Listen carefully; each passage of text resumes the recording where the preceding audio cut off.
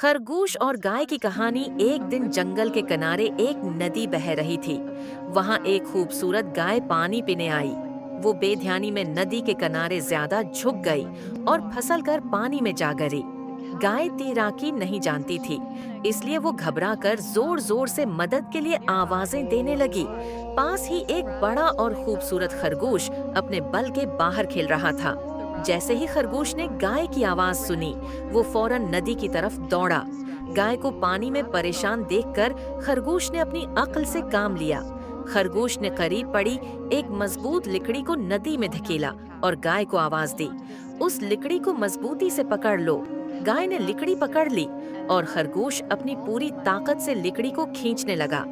थोड़ी मेहनत के बाद गाय किनारे पर पहुंच गई। वो बेहद खुश और शुक्रगुजार थी।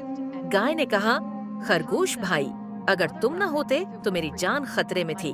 खरगोश मुस्कुराया और बोला, दोस्ती और मदद के लिए ताकत या कद काठ की जरूरत नहीं होती, दिल का बड़ा होना जरूरी है। इस दिन के बाद गाय और खरगोश पक्के दोस्त बन गए और सबको सिखाया कि मुश्किल वक्त में एक दूसरे की मदद कैसे की जाती है।